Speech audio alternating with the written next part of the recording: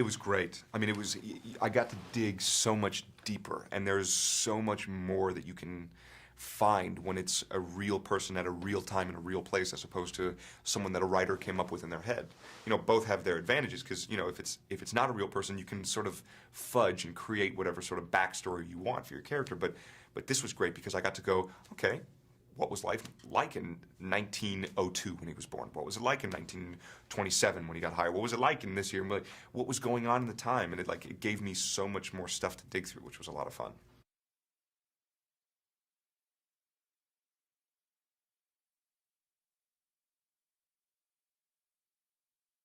These are two guys who had a very strong bond, and you know, they had a very complicated sort of relationship.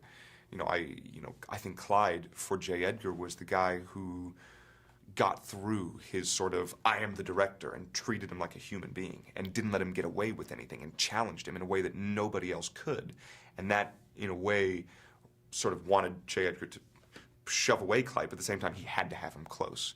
And, you know, I think for Clyde, there was just, apart from having a tremendous amount of respect for the man and seeing what it is that he's capable of, there was a thing in J. Edgar that Clyde knew that was very similar to what he had in himself, and he just wanted to be able to make Edgar comfortable enough to be able to say, I feel these things, I acknowledge it. Clyde, please, like, accept this. And that's all Clyde wanted. And I think he never really got a full culmination of that, but the kiss at the end on, like, the forehead, I think was like, I would have waited another 40 years for that kind of thing, you know?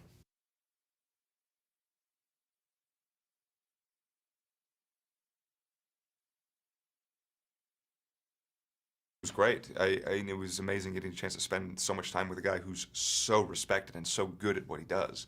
You know, watching him go through his process on set was like, ooh, that's good. I'm gonna steal that for sure. You know, it's like he's a pro and he's been doing this a long time. And you know, I think it really helped for our relationship in the movie for me to have so much respect for him as an actor and to have so much, you know, respect for what he's done. I think that really played into sort of the Clyde and Tolson or the Tolson Hoover relationship well.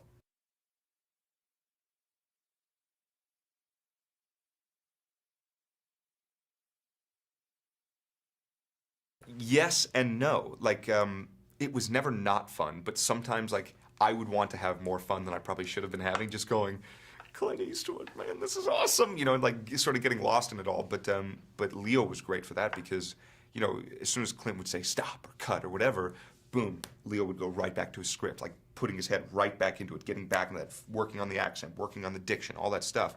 So then I'd, you know, be like shooting the breeze with like Bruce, the grip, who worked on Goonies. Like, tell me about that thing. Oh man, that's great. And then like look over at Leo and be like, oh right, yeah, yeah. Okay, sorry, I have to focus now. You know, so that was great.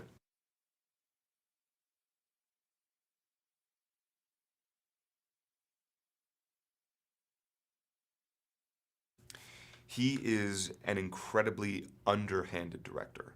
Uh, and it's not for like a lack of effort or anything like that. It's just because he's created a team of people that he trusts illicitly.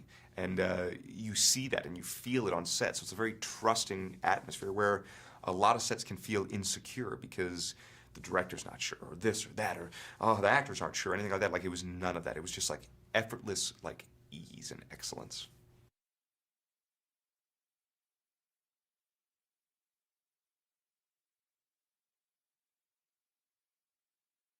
I mean, at first, like, there's definitely like a starstruck aspect. I've never been around an icon like that before, and you know, you're aware of it when you first start dealing with him. But then, you know, very quickly you're like, oh, he's just the boss. Like, what's up, boss? You know, it's like you fall into sort of his world, and it's great.